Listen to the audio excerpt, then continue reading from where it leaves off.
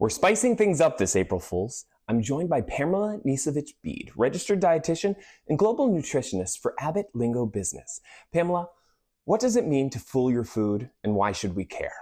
Well, I'm so excited to be here to talk about fooling our foods and our glucose. So our glucose is one of the main sources of energy in our body. Fuels our brain, our muscles, really our day-to-day. But understanding what our glucose is doing behind the scenes is really important to our metabolic health. And the only way we can know what our glucose is doing is with a tool. A continuous glucose monitor, or a CGM like Lingo, that provides minute-by-minute data and insights into what's going on in your body, kind of taking the guesswork out of how you're responding to food, to exercise, even life's daily stressors, so that you can make changes to your food and to your habits in a way that works for you. And that's where the idea of Fool Your Foods came in. A lot of us eat food and then we don't feel so well after it, right? It's like the food fooled us. So we're flipping the switch. What if we could take the foods we love and just make small tweaks and changes to them in a way that's more glucose friendly? And that's what we're doing here today. So, for example, oatmeal. Many of us love oatmeal in the morning, but oatmeal on its own tends to give us this energy surge and then a crash. And you can really feel that. You're hungry later, maybe your mood's a little bit off, your focus is a little bit off. That's glucose behind the scenes.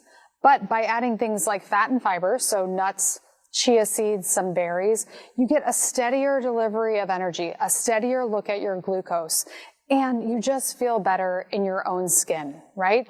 Maybe it's adding in protein and fat to your toast. So whenever you're eating carbohydrates, you want to give those carbohydrates some company. Fat, protein really slows down digestion. So instead of this glucose spikes and crashes, which can derail your day, you can stay steadier. Lingo is Abbott's first consumer CGM.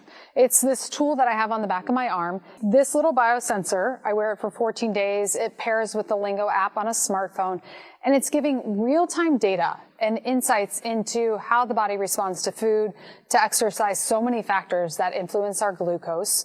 And it's giving that minute-by-minute personalized glucose information, and it's available over the counter without a prescription. Turns out fooling your food might be the smartest trick of the day. Thanks, Pamela. Bringing you the best of brains, bites, and bold ideas. I'm Will Armstrong for Coast to Coast.